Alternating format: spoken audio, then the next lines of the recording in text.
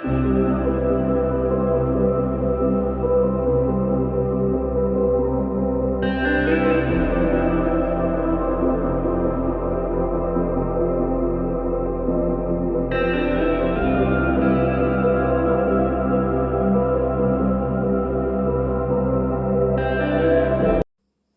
day, this is Teacher Zyrus and welcome back to my channel. So today it is our second episode on our month-long discussion about social studies. So we will answer 20 questions related to economics. So first question, population control of economic development is not done through immoral means and exemplified by blank. A. Ligation, B. Abstinence, C. Ultrauterine device, or letter D. Abortion. So, alam naman natin na the immoral means na nanatili or nasa choices is walang iba kundi si abortion. Because abortion is considered immoral as we are living in a Christian country. So, abortion is greatly against the laws of religion and also against the laws of humanity. Second question, which problem of resources falls under the task of economic allocation? A. Quality, B. Scarcity, C. Standards, or letter D. Excellence. So ating isa-isahin to. If we will say quality, so syempre hindi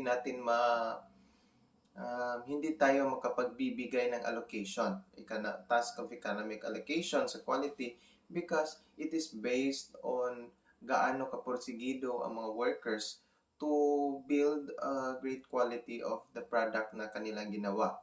So if we will say C, letter C, standards, so hindi naman ito task of economic allocation. So because it is considered standard competency. So or kanang masasabi natin na bracket kung gaano katibay. So while letter D is excellent, so it is based on the services and also the products itself.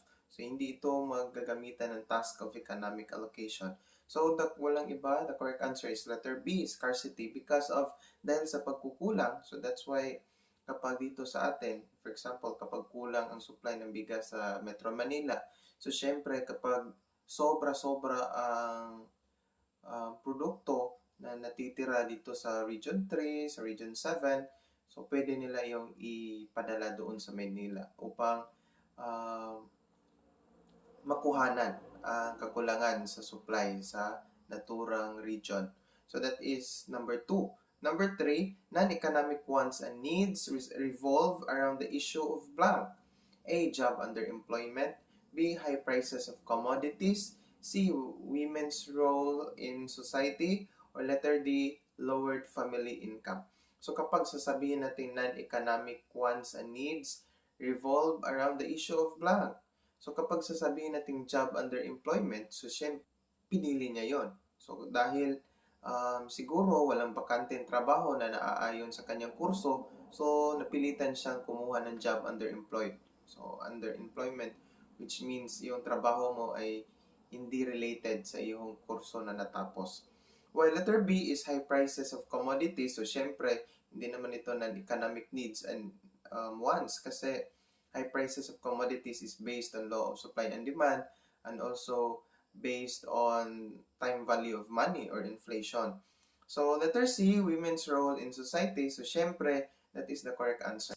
So while letter D is lowered family income, so syempre hindi yan kasali sa issue ng non-economic wants and needs kasi these three, job underemployment, high prices of commodities, and lowered family income, syempre is considered as points of economic wants and needs. So only the women's role in society is not part of non-economic wants. So number 4, in economics, economic wants and needs are exemplified by blank.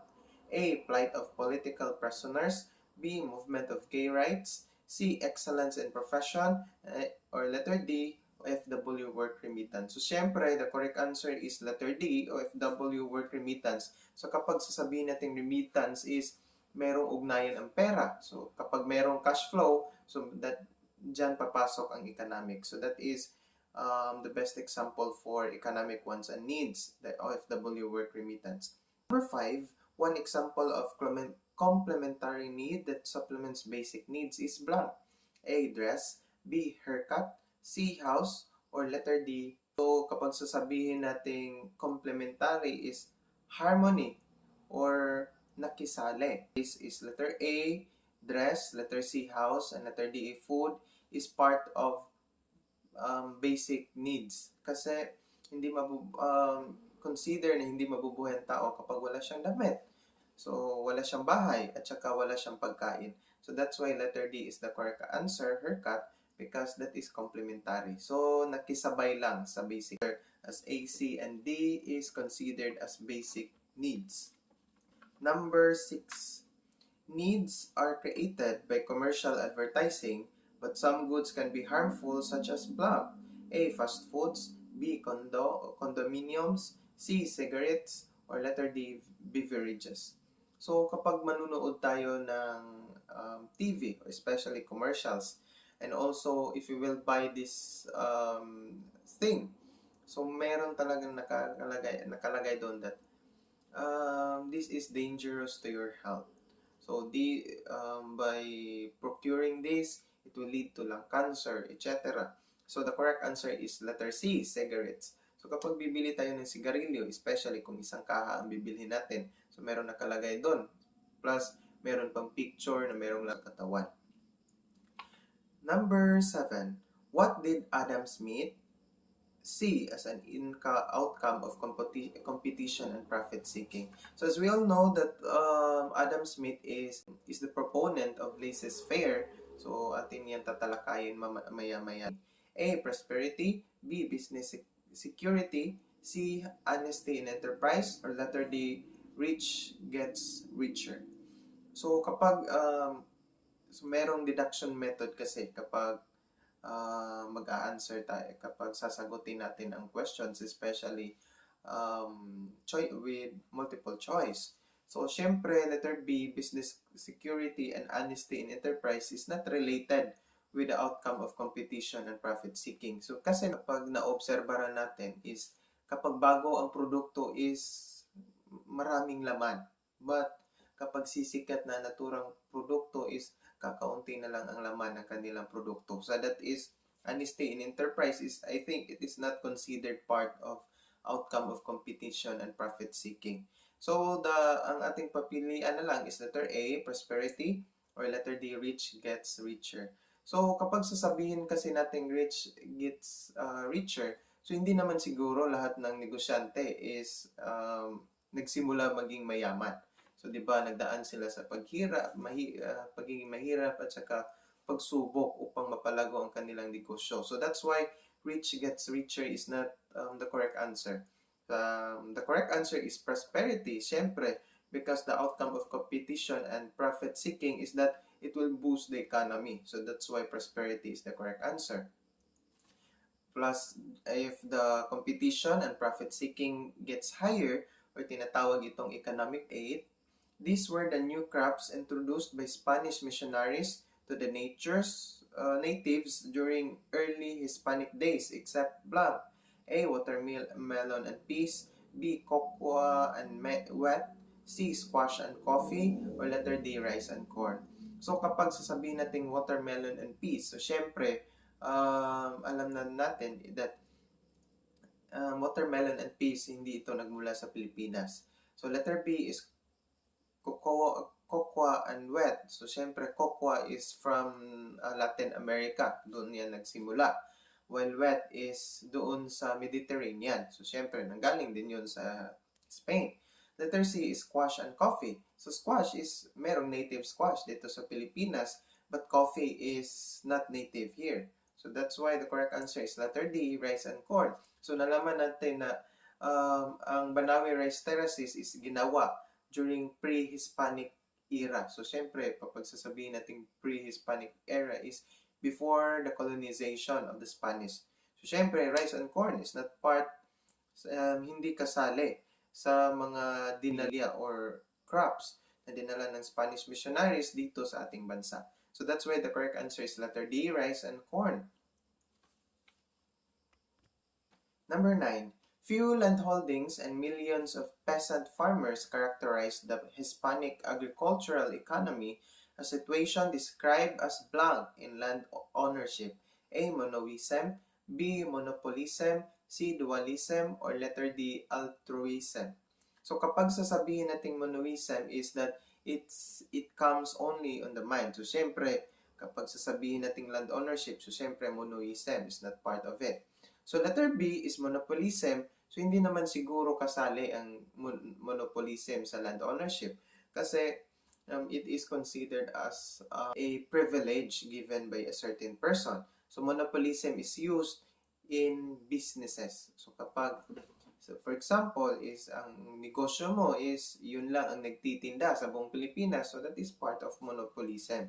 So letter C is dualism. So I think dualism is that merong agreement ang dalawa. So between the landlord and also sa magsasaka. So that's why the correct answer is letter C, dualism. Kasi kapag sasabihin nating altruism, it is considered as compassion. So, unselfish regard for or a devotion to the welfare of others. So, that's why altruism is the correct answer kasi it talks about land ownership. Kasi wala naman sigurong landlord na dali-dali lang ibigay ang kanyang lupa na pinaghirapan sa ordinaryong magsasaka. So, that's why the correct answer is letter C, dualism. Number 10, which paradox argued that the faucet water is a most useful commodity but is priced lower than diamonds. This proves the principle that price of commodities is based on how useful it is or utility. A. Water, diamond. B. Useful, not useful. C. Price or priceless. Or letter D. Liquid and solid. So, ang ginamit sa question or sa principle na nakalagay is all about priceless ang waters.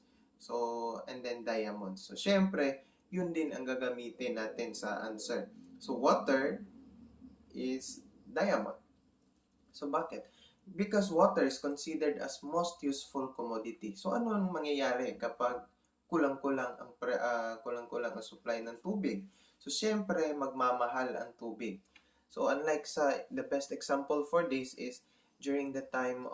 So, dahil kulang ang supply ng tubig, so syempre, lulubo ang presyo ng tubig sa merkado. So, that's why water is diamond. Even though water is priceless for now, but kapag kulang ito, it can take life. So, pwede kang mamatay dahil kailangan ng tubig. So, humans need water to survive. Number 11, adding to the suffering of the blank is the greatest evil of inflation. A. Wealthy, B. Poor, C. Middle class, or D. Businessman. So, syempre, the greatest evil in inflation is the correct answer is letter B. Because of mahirap na nga, dinagdagan pa ng inflation, so syempre, mas lalong maghihirap yung tao. So, that is, letter B is the correct answer.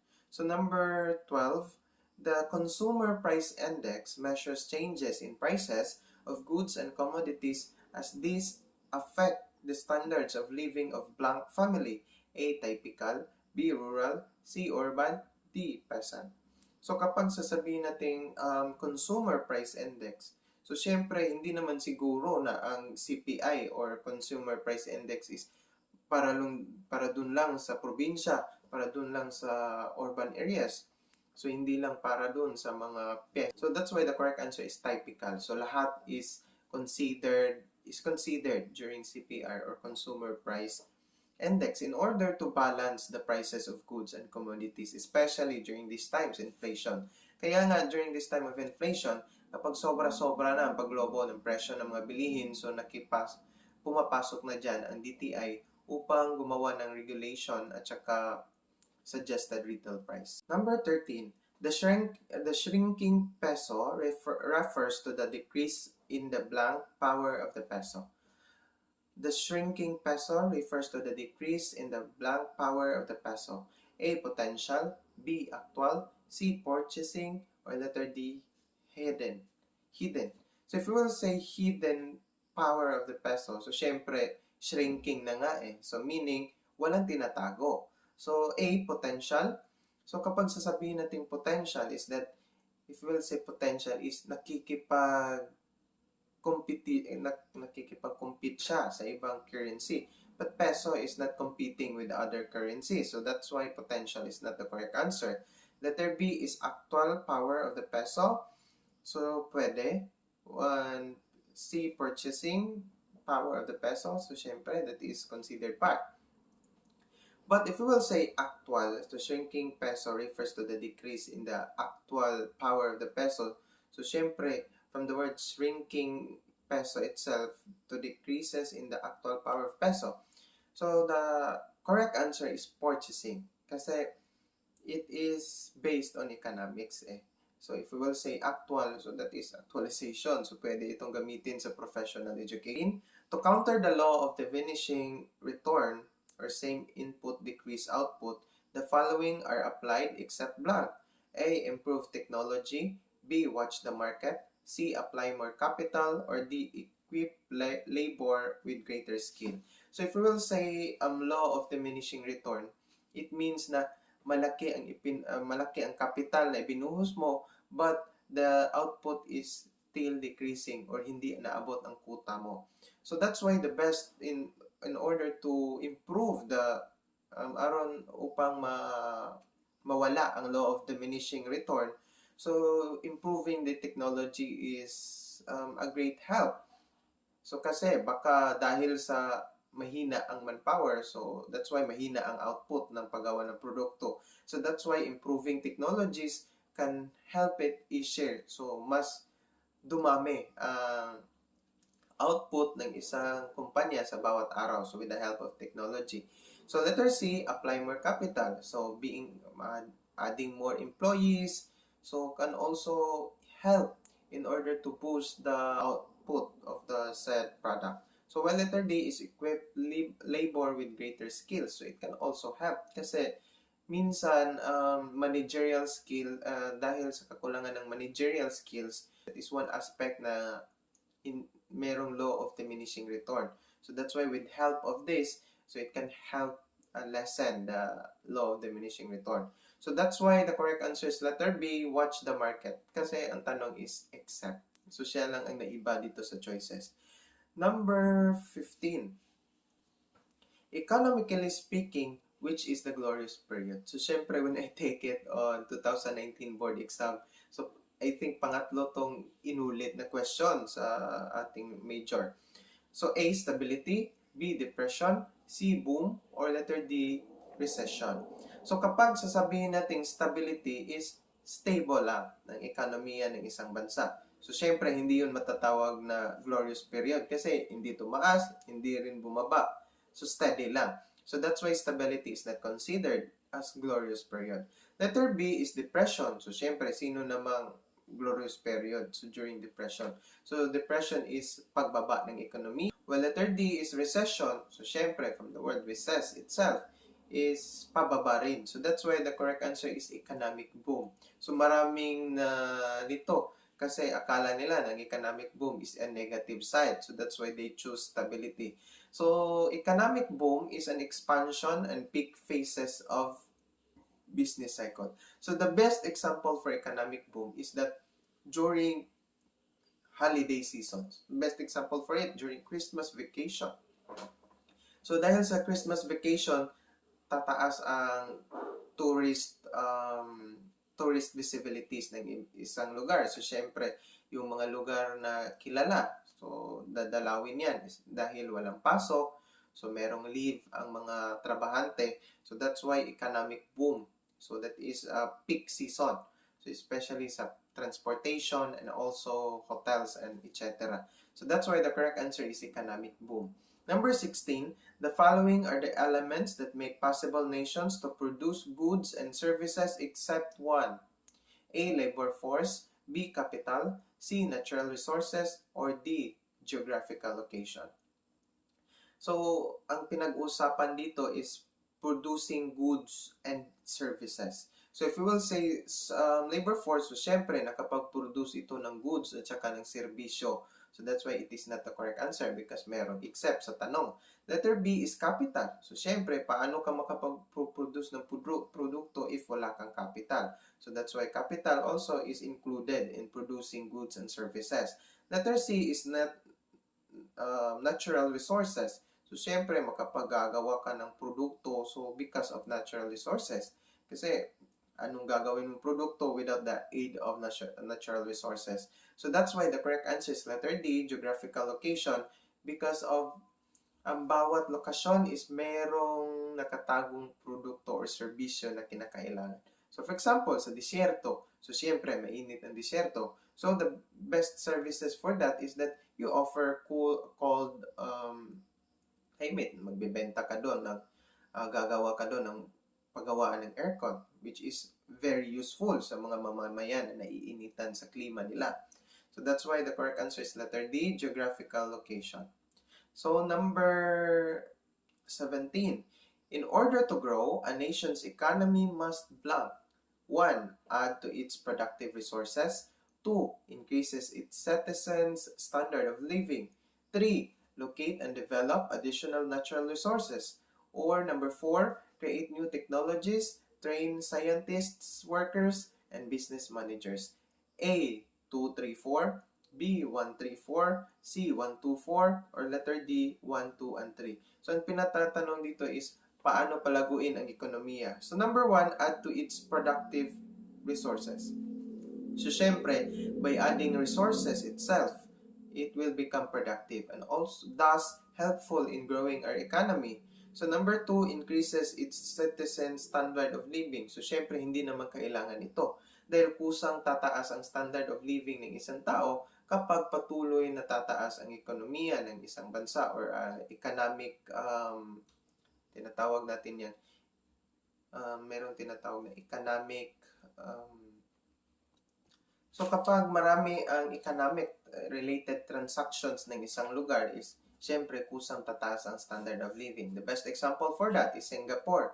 So kasi patuloy na tataas ang ekonomiya ng kanilang bansa, so patuloy ring tataas ang standard of living nila. So that's why kapag tataas ang ekonomiya, tataas rin ang standard of living ng isang bansa.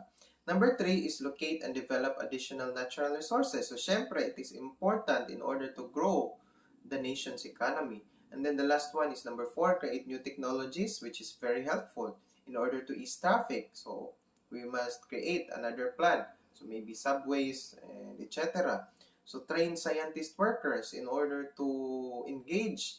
So palaguin ang ekonomiya, palaguin ang teknolohiya sa subways in order to engage sa mga gumagamit ng sasakyan na hindi na gumamit at sasakay na lang ng train at saka sa subways. And also, business managers can also help in order to manage the business, thus help them grow effectively. So that's why the correct answer is B, 1, 3, and 4. Kasi number 2 is not very useful. So number 19, per capita GNP is obtained by blank. A, by dividing a nation's total GNP by 5 years. B, by dividing a nation's total GNP by the average Filipino. C, by dividing a nation's total GNP by the number of citizens 18 and above. Or letter D, by dividing of nation's total GNP by its entire population. So kapag sasabihin nating GNP is that it talks about the strength of economy.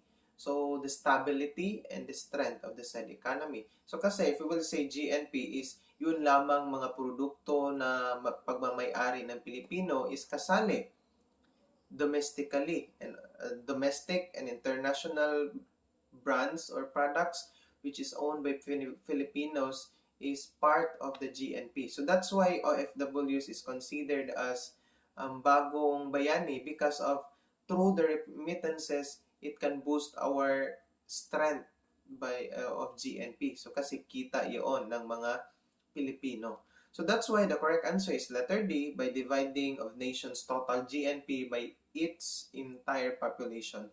So, through this, it can, kaya nga meron tinatawag na GNP per capita, so which is very useful in order to study, in order to know the strength of a certain country in terms of economic strength. So last number, Adam Smith believed that the desire of business people is to earn profit. When regulated by competitive, would produce what consumers want. Hence, government should not interfere. Smith's philosophy is known as blank. A. Democratic socialism. B. Socialism. C. Laissez-faire. Or letter D. Modified free enterprise. So, syempre, na-discuss na natin to kanina. So, alam nyo na ang tamang sagot. Letter C. Laissez-faire. So, kapag sasabihin kasi natin democratic socialism at saka socialism, it is entirely part of communism. So, syempre, makisali ang gobyerno sa government should interfere in business flows and business sectors because of that is socialism. So, dapat makisali ang gobyerno sa buo ng progresibong ekonomiya. So, kapag sasabihin natin laissez-faire is allowed to do policy. So, hinahayaan ang business sector na gumawa ng sariling paraan so upang mas mapagtibay ang produkto, so the quality of the goods. So, kasi ayon sa laissez-faire, as long as there is competition, so patuloy na lalago ang ekonomiya, patuloy na lalago ang teknolohiya at saka iba pa. So, that allow to do policy of minimum governmental interference in the economic affairs of individual society. So, that is laissez-faire. While modified free enterprise, so people and businesses carry out of their economic affairs freely but are subject of some government intervention and regulation. So, that's why modified free enterprise, meron pa ring connection ang government sa economic flows ng bansa. So that's why letter C is the correct answer, laissez-faire. I do hope that you learned something about that. So this is Teacher Zyrus. Thanks for watching. So for you to be updated to our next video for tomorrow, so I encourage you to subscribe our channel. Again, this is Teacher Zyrus. Thanks for watching. God bless us all.